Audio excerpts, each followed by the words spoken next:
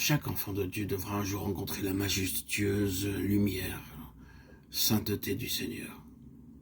Et en ce jour, il n'y aura plus aucune excuse. La lumière de sa sainteté réduira tous les arguments et tous les raisonnements. La lumière tue, elle n'éclaire pas uniquement. La lumière mettra à nu la véritable nature des choses et extirpera tout ce qui est incompatible avec le Seigneur. Chaque fois que Dieu illumine, la vie naturelle de l'homme est détruite. Les gens peuvent invoquer beaucoup de raisons pour se défendre eux-mêmes. Cependant, on ne peut pas résister à la lumière du Seigneur. L'Église devrait toujours accepter l'œuvre purificatrice du Seigneur afin que sa lumière ne perde pas de son témoignage et que le Seigneur note pour finir son chandelier. Ayant une ceinture d'or sur la poitrine, le souverain sacrificateur dans la période de l'Ancien Testament ne pouvait pas continuer à officier à cause de la mort. Hébreux 7, 23. La ceinture qu'il portait était faite avec des fils d'or, Exode 28, 4, 5, qui ne pouvaient pas bien entendu durer pour toujours. Mais notre Seigneur vit éternellement et son sacerdoce est immuable. Il ne peut être changé si nous lisons l'original grec, sa traduction littérale. Le Seigneur ne peut être changé. La ceinture autour de la poitrine est d'or pour qu'il brille pour toujours et demeure éternellement. Hébreux 7, 24. La ceinture ceignit habituellement la taille pour faciliter le service. Cependant, le Seigneur la porte autour de la poitrine. Cela nous parle de sa force et de son amour.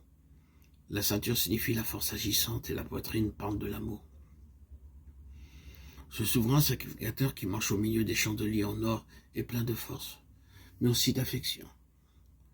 Comment ne pas nous prosterner devant lui avec crainte, en tremblement d'une part, et avec gratitude, allégresse et satisfaction d'autre part.